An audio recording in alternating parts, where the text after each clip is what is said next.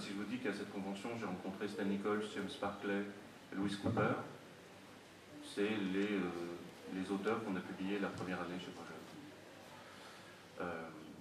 Et j'ai dit à Louis Cooper, je voudrais publier votre roman. Il a dit, ah, ça serait formidable. Hein. Et ensuite, Alain m'a pris à part et m'a dit, mais c'est quoi son roman? Et je dis, Sherlock. Il m'a dit, tu vas aller te coucher. Hein. Donc, les choix. Alors, voilà, j'insiste un peu là-dessus parce que évidemment, la réponse immédiate, c'est on reçoit des manuscrits, les agents ou les ayants droit anglo-saxons nous envoient des livres dont ils nous proposent d'acheter les droits de traduction, et on les lit, on décide si on les fait ou pas, etc. Mais je voulais insister là-dessus parce que ça, c'est ce que font tous les éditeurs. Par contre, cette genèse-là, à la fois conviviale et fondée sur la curiosité et l'exploration de ce qui se passait de l'autre côté, honnêtement, je pense qu'on n'est vraiment pas beaucoup à le faire. J'ai un peu le sentiment qu'on a été les seuls à le faire à l'époque. Et la conséquence de ça, aussi, je voudrais en profiter pour en parler, c'est les relations incroyablement amicales et étroites que nous avons avec les plus grands éditeurs européens, qui sont des amis personnels depuis 10 ans, les Allemands, les Hollandais, les Espagnols, les Italiens, les Russes, les Anglais évidemment et les Américains, qui font que je peux recevoir un texto un dimanche d'un éditeur anglais qui me dit Stéphane, est-ce que tu as entendu parler d'un bouquin qui s'appelle The Name of the Wind? Il faut vraiment que tu ailles jeter un œil. Si je n'avais pas reçu ce texto, je n'aurais sûrement pas publié Le Nom du vent de Patrick Rothfuss, parce que l'agent ne me l'aurait pas envoyé, parce qu'à l'époque j'étais fâché avec l'agent qui le représentait, et donc ça serait parti ailleurs, peut-être que ça n'aurait jamais été publié. Donc j'ai beaucoup de chance, bon, et ça marche dans les deux sens, c'est-à-dire que moi aussi j'envoie un mail en disant je viens de lire un truc incroyable qui s'appelle Farlander, est-ce que vous avez reçu le manuscrit, est-ce que vous voulez y jeter un œil, etc. Et ensuite José López Rara, qui est le grand éditeur espagnol de fantasy, ou Sacha Mamchak en Allemagne, vont me répondre en disant t'as raison, c'est de la balle, merci du tuyau. Donc ça c'est extrêmement important, ça permet aussi de discuter de l'évolution des genres et des marchés dans les différents pays.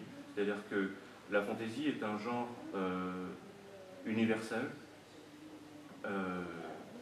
et donc globalement il y a des chances que ce qui va plaire à un lecteur de fantasy français va plaire à un allemand, va plaire à un russe, etc. Parce qu'il n'y aura pas de problème d'obstacles culturels, mais de références culturelles qui seraient propres à chaque nationalité ou à chaque culture. Mais en même temps, les marchés sont différents, la façon d'illustrer est différente, les choix de traduction sont différents. Et donc, on peut partager tout ça. Et j'ai cité Birmingham, mais je suis allé, la première année de Brajlon, je suis allé au Salon du livre de Prague, au Salon du livre de Varsovie, je suis allé au Salon du livre de Zagreb, je suis allé à Munich. Bref, je me suis baladé, je suis allé en Espagne, et à chaque fois, je suis allé voir les éditeurs, je suis allé voir les librairies, et à chaque fois, j'ai eu des surprises. Je me dis, ah, ils publient ça comme ça, ah, ils mettent ça et ça dans la même collection. Voilà. Et donc, ça, c'était extrêmement enrichissant, et ça l'est toujours énormément. Alors, nous sommes un éditeur de genre, ça veut dire que nous publions des genres, ça veut dire que nous ne publions pas les genres que nous ne publions pas. C'est une évidence, mais c'est vrai. Ça veut dire que on me propose, je sais pas, un roman noir, un polar absolument extraordinaire, il y a très peu de chances que je le fasse parce que Brajlon n'est pas identifié pour ça. Quand vous faites de l'édition, vous vous rendez compte que extrêmement rapidement, vous êtes identifié avec une image, avant d'avoir une éditoriale, mais au moins une image, qui fait que, consciemment ou inconsciemment, les libraires, les lecteurs vont se dire « Ah, ils font plutôt ce genre de truc ». Et donc, il faut faire avec ça, parce que quand on ne fait pas avec ça, on se complique énormément la vie. Brajlon d'emblée s'est imposé comme un éditeur de fantasy, ce qui est tout à fait juste, parce que c'est ce qu'on a publié très majoritairement.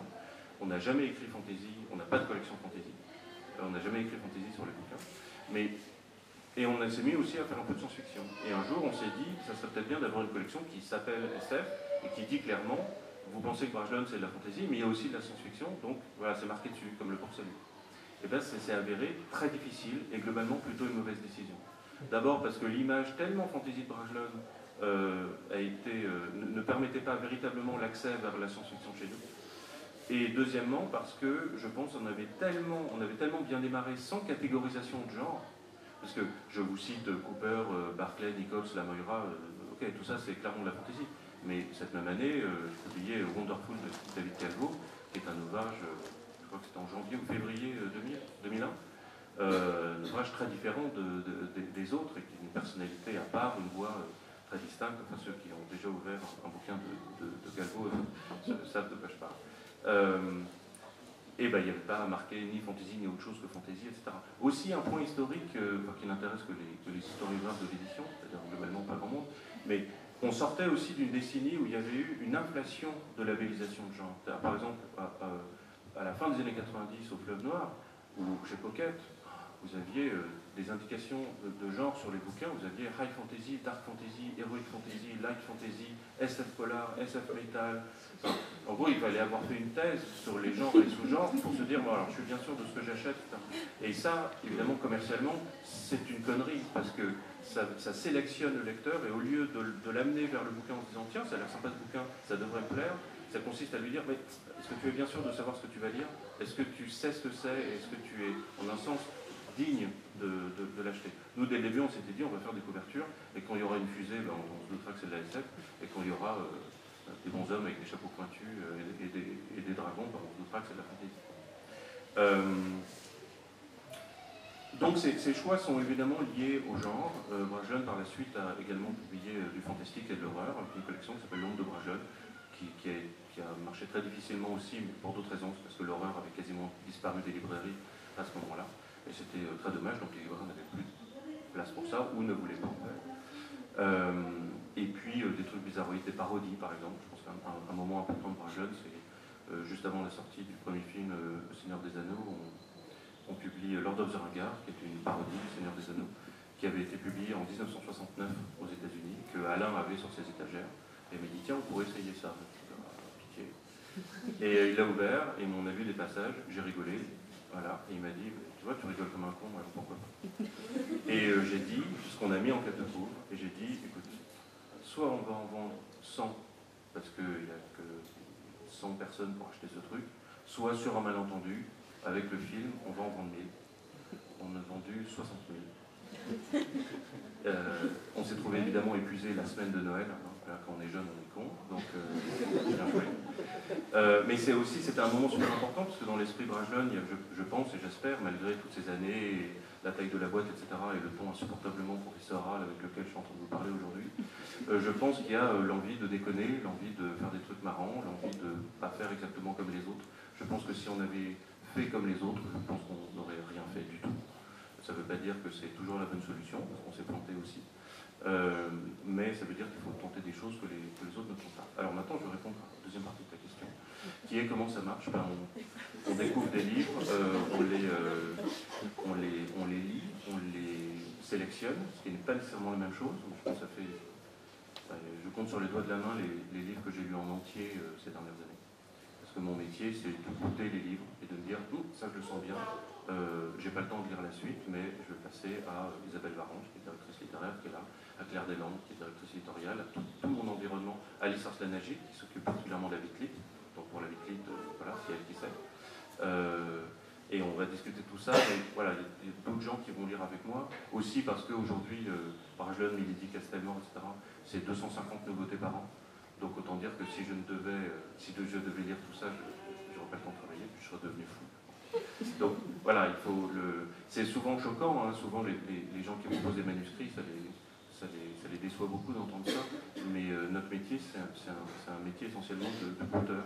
On est des lecteurs de première page, mais quand, et je l'ai évoqué ces jours-ci à propos des jeunes auteurs que je publiais cette année pour la première fois, Marika Gellman et Emmanuel Link, en même temps, en général, page 1. Ça suffit. Page 1, on sait que là, il y a un talent, il y a un auteur, et ça suffit largement souvent pour emporter le morceau. Mais une fois qu'on a fait ce choix, comme nous faisons énormément de traductions, eh bien, il y a tout un ensemble de métiers, de postes et de fonctions spécifiques. C'est-à-dire des responsables de traduction, des gens qui vont choisir des traducteurs, leur proposer le bouquin, parler avec eux de la façon dont il faudrait le traduire, qu'est-ce qu'ils en pensent, qu'est-ce qu'on en pense, qu'est-ce qu'on voudrait obtenir, parce que la traduction c'est une adaptation, ça consiste à faire des choix, c'est pas littéral, et la voix d'un traducteur se lie avec la voix originale d'un auteur, et voilà, et quand vous lisez un auteur traduit par plusieurs personnes successivement, vous n'entendez pas la même voix. Graham Joyce traduit par Thomas Bauduret ou par Mélanie Fazi, c'est pas la même voix. Et ils ont tous les deux leur qualité, et ils sont certainement tous les deux discutables. L'important, c'est que ce soit une belle traduction et que vous ayez du plaisir à lire le livre et que l'auteur ne soit pas trahi. Il y a un métier qui est lié à ça, qui est très important, qui est être préparateur.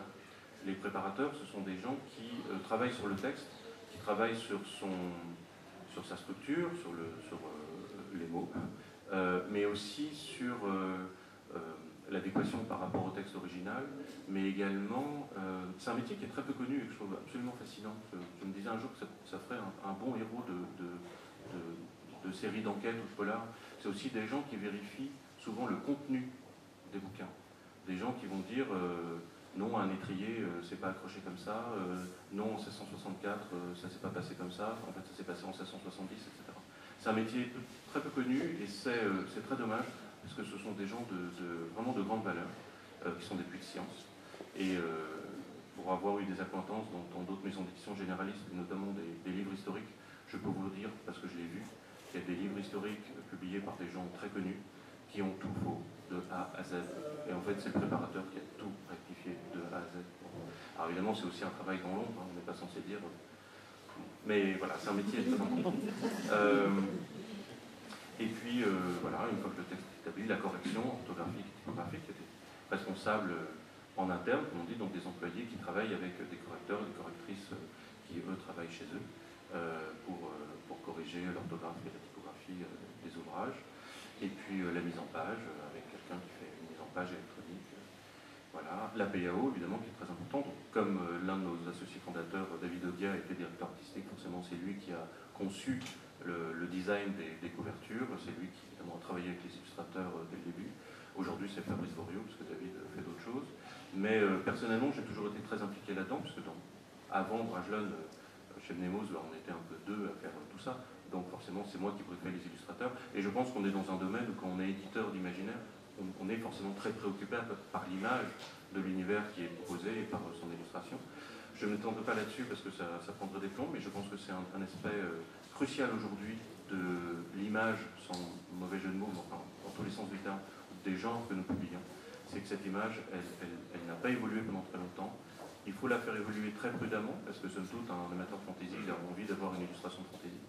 Mais en même temps, avec l'évolution de la société, des références culturelles, de l'ensemble de notre environnement et des genres eux-mêmes, eh bien, il faut que les illustrations évoluent aussi, ou les décisions de couverture, parce qu'ils ne sont pas nécessairement les mêmes, évoluent aussi. Quand vous regardez ce que font en particulier les Britanniques, ils sont particulièrement audacieux, et ils sont capables de faire des illustrations, notamment des grands amis, qui sont donc les gens de Golinx, Simon Spatton, que j'ai rencontré en 1999, sont capables de faire des couvertures d'ouvrages de fantaisie sans illustration, ou avec seulement un objet symbolique, ou en bichromie par exemple. C'est quelque chose qu'on ne fait pas volontiers en France, et on a plutôt le sentiment que ce n'est pas à faire. Mais je ne voudrais pas minimiser non plus tout ce qui se passe après. Et ce qui se passe après, on a un peu tendance, à savoir la commercialisation, la diffusion, etc., à ne pas beaucoup en parler en France, parce que l'édition, c'est intellectuel, la littérature c'est sacré, etc., et l'argent c'est sale.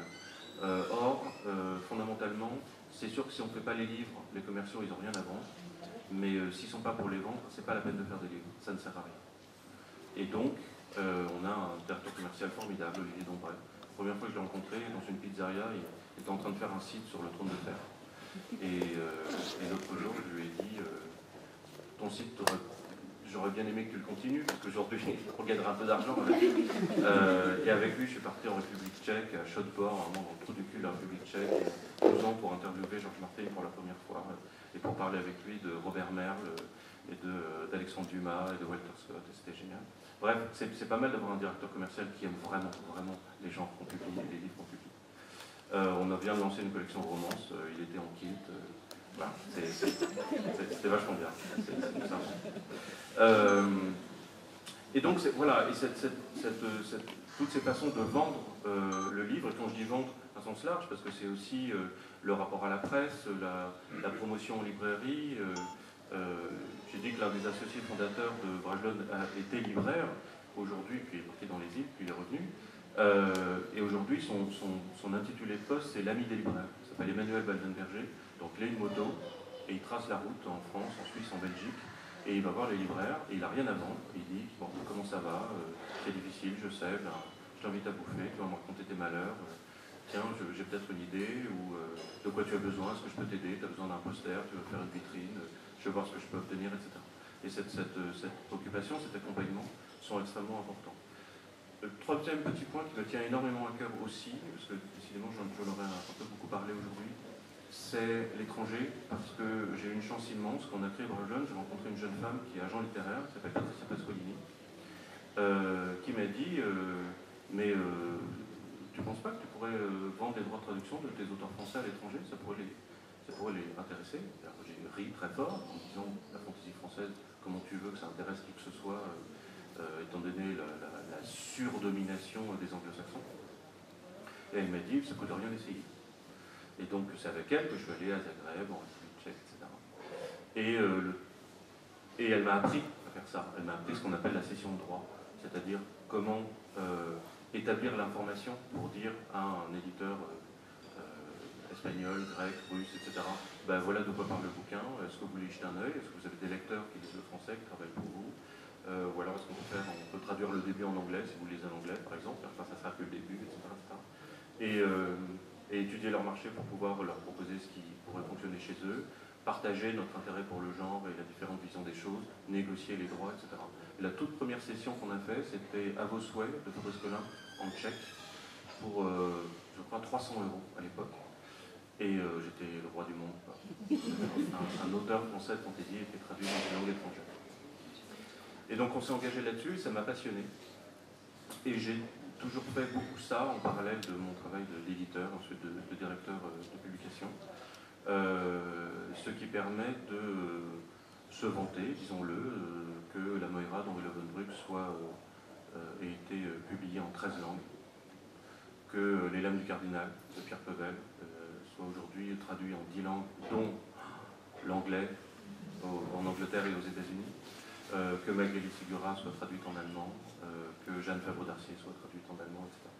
Et je tiens à dire ça parce que, encore une fois, dans notre domaine, c'est quelque chose qu'on n'aperçoit pas, et si je n'avais pas eu la chance de rencontrer Patricia, j'aurais sûrement jamais fait. Il faut savoir, par exemple, que chez Albin Michel, 30% du chiffre d'affaires d'Albin Michel, c'est énorme Albin Michel, hein, c'est 300 millions d'euros, 30% c'est les ventes étrangères. Alors évidemment, quand vous avez Werber au catalogue, ça aide, mais Werber au catalogue, sans quelqu'un qui bosse très très dur pour vendre Bernard Werber jusqu'au bout du monde, bah, c'est pas du tout cuit. Hein. Werber, il est traduit en coréen, il a vendu 700 000 exemplaires en Corée, bah, c'est extraordinaire. Donc, voilà, c'est un travail, et c'est aussi un service pour l'auteur. Quand on me dit, mais alors, pourquoi tu penses que je devrais être publié chez Bragelonne plutôt qu'ailleurs, une fois que j'ai dit chiffre d'affaires, vente, tout ça, etc., je dis ça. Je dis parce que moi, je m'en suis occupé très longtemps maintenant, c'est Yolande Rochat de la Vallée, qui est mon assistante en charge des sessions de droit, qui s'en occupe, mais je dis, j'ai quelqu'un pour s'en occuper, j'ai quelqu'un pour faire ça. C'est pas du tout cuit, c'est jamais certain, mais en tout cas, on va faire de notre vie. Voilà. Et ça, c'est un plus très très important, et vous vous doutez bien, j'ai parlé des relations internationales, ça marche dans les deux sens, parce que les relations et la connaissance que nous avons des éditeurs étrangers leur permet, ce qui est toujours un petit peu un coup de pute, de me regarder dans les yeux et de me dire, mais il est vraiment si bien que ça, ce bouquin ? Tu penses vraiment qu'il faut que je le traduise ? Ce qu'on ne fait jamais avec un agent, parce que l'agent il dit, oh ben moi mon travail c'est de le vendre, hein, moi je sais pas. Quand on parle entre éditeurs, on peut dire, bon, mais maintenant là, tu me racontes pas de crack, vraiment il faut que je le fasse ? Et là je réponds. Ne croyez pas cette heure. Voilà, donc, comment ça marche globalement Oui, je t'arrête, c'est vrai, parce que si on veut laisser le temps à... J'ai posé 2 questions. Donc c'est à vous. C'est à vous si vous voulez savoir d'autres choses sur Bragelonne, sur lesquelles on a déjà appris énormément. Sinon, moi j'ai plein de questions encore. Hein. J'imagine que vous aussi. Attention, il a encore une demi-heure. Il peut parler une demi-heure. Vous pouvez poser des questions désagréables. Non, mais... voilà. Ah. Vous avez demandé combien de livres en numérique ? Refaire les 2 conférences en numérique que j'ai déjà faites. Le numérique, en 1 an et demi, on a vendu 150 000 exemplaires. sachant que la moitié de notre catalogue est numérisé, c'est-à-dire qu'on a à peu près 1000 titres, je pense, notre catalogue, et donc il y en a 450 qui sont numérisés, et on en sort, je crois, une demi-douzaine par semaine en plus. Ce qui fait que le numérique aujourd'hui représente, je crois, entre 1 et 2% de notre chiffre d'affaires, ce qui est beaucoup, déjà, parce que ça fait quand même très peu de temps, et du livre numérique, il n'y a quand même pas beaucoup de gens qui en achètent et qui en lisent, et en même temps, quand même pas beaucoup. D'une façon plus importante, je dirais que l'activité d'édition de livres numériques chez nous paye le salaire à plein temps de 2 personnes. Et en fait, c'est ça qui est le plus important, c'est qu'à partir du moment où on peut faire vivre des gens avec cette activité, c'est que ça valait le coup de s'y mettre, ça valait le coup d'essayer. Deuxièmement, le plus important pour les auteurs, c'est d'avoir des lecteurs en plus. Et ça, c'est une leçon que j'ai reçue aussi des gens qui ont compté beaucoup dans ma vie, dans ma carrière, qui sont les gens de la Tarente.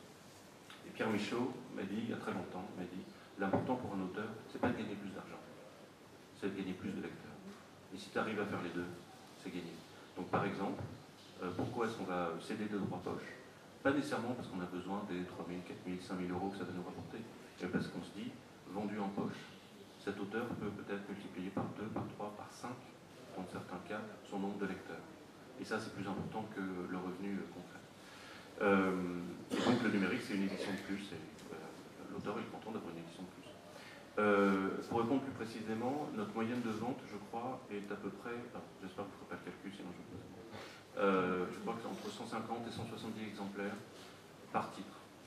Ce qui, somme toute, n'est pas beaucoup. Bon, il y a des titres à 0 exemplaires vendus, et il y a des titres, je crois que les meilleures ventes, ça doit être Légende et l'Étoile de Pandore, de Peter Hamilton, et c'est 2500 exemplaires. 2500 exemplaires de plus, 2500 lecteurs de plus. C'est pas tout à fait ça, parce que je pense qu'il y a des lecteurs de livres papier qui rachètent le numérique parce que ça leur fait plaisir, parce qu'ils collectionnent, parce qu'ils veulent aussi l'avoir dans leur liseuse pour pas se le trimballer tout le temps. Parce que... Mais voilà, globalement, c'est en augmentation constante. Ça, c'est vachement bien. Et aussi, c'est en, plus on est fou, plus on rit.